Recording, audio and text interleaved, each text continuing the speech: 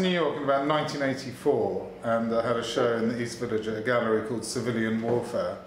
And the story of how I came to work with Tommy Boy Records and subsequently Did a Soul is I'd done this interview for MTV in London in like 1982 or something.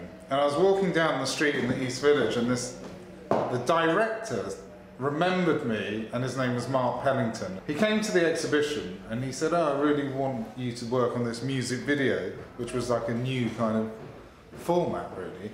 And so I worked on a music video for a band called Information Society, who are like a synth band from Minneapolis, and they had a huge hit called Running. And we did this really poppy thing, and they were signed to Tommy Boy.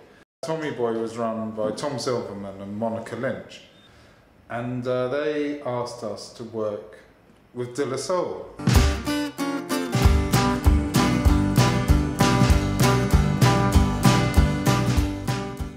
Hip-hop was a bit like punk in the 70s here. It hadn't really become the cliche which it later became. And De La Soul, Tribe Called Quest, Jungle Brothers, through this DJ Red Alert on Kiss FM, they created this thing and they were called Native Tongues, and they kind of dropped that whole money sort of flashcards mentality, and that's why in some way we were invited to come up with something different, and maybe it's because we were English, I'm not sure.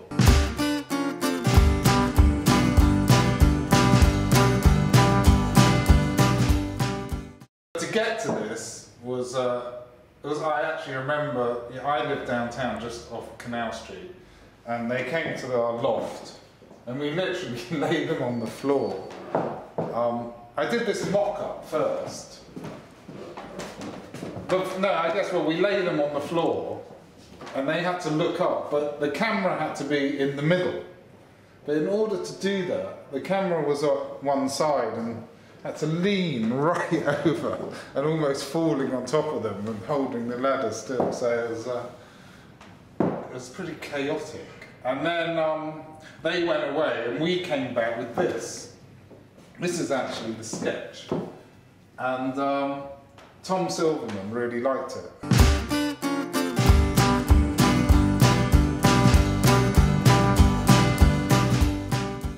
We made the cover, and De La Soul were like one of the first hip-hop bands to cross over into what they called college radio, which meant white audience.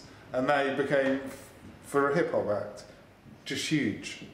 I guess they were one of the first hip-hop acts who really became a big MTV act. And subsequently this became sort of iconic record cover.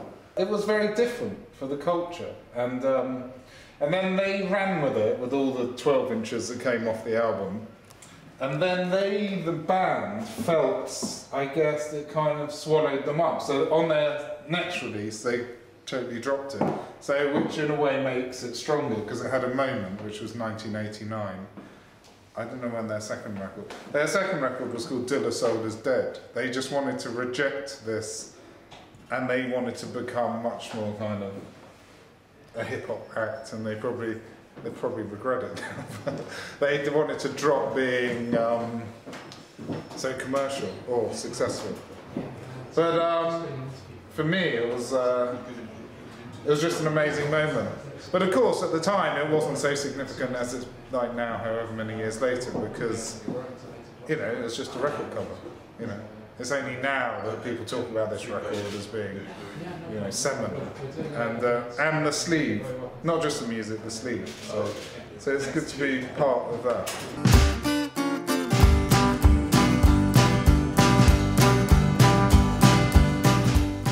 I got a call from Hypergallery, and they asked me if I'd be interested in doing a project with them around the De La Soul cover. I thought that was pretty exciting, and it's, it was 1989 it came out, so it was 20 years or something.